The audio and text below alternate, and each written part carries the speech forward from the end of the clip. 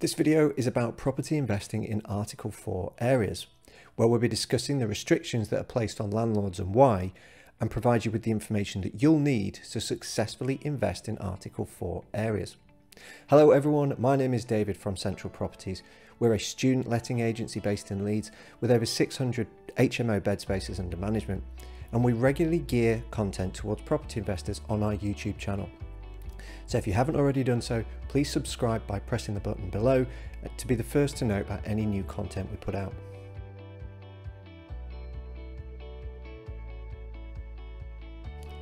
So Article 4 is planning legislation that falls under the Town and Country Planning Act, with the aim of restricting a property owner's permitted development rights to carry out certain activities without first obtaining consent from their local authority.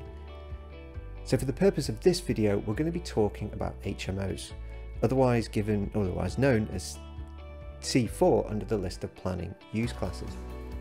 So specifically in Article 4 areas, landlords are not able to switch between the different use classes of C3, which is known as a dwelling house, such as what you would rent to a family, and C4, which is HMO use.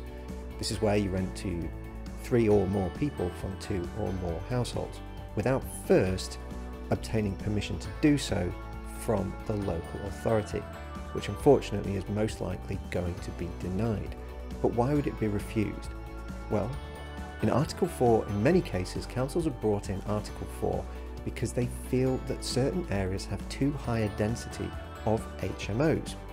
As a result, this has led to property investors competing with owner-occupiers and families for a limited amount of housing stock, driving up prices and forcing certain families away from different areas. So in order to retain a mix of balanced communities, the council do not want any further family houses being turned into HMOs, and so therefore Article 4 has been brought in. So as a property investor, whether you're buying or selling, how can you make sure that you stay on the right side of Article 4 directive?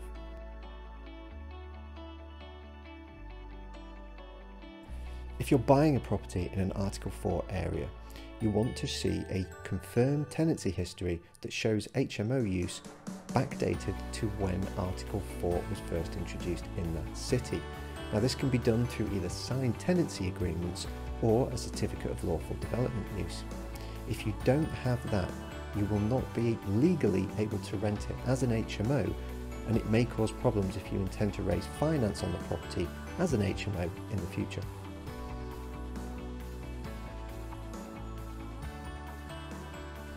If you already own an HMO within an Article 4 city, make sure it stays an HMO at all times. Renting it as anything other than an HMO means it will lose that C4 status, and therefore mean that you have to resubmit a planning application for C4 use to the council.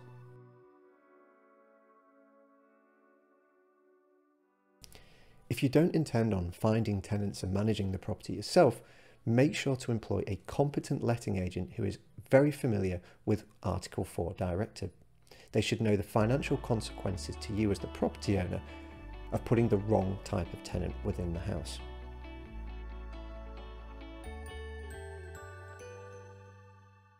Do your own due diligence. Don't just rely on the information that the estate agent and conveyancing solicitors are providing you with. Be absolutely certain that you have that tenancy history showing HMO use. I've met some landlords that after buying a property have gone to refinance the house to release equity, only to be rejected by the lender because they never had HMO use.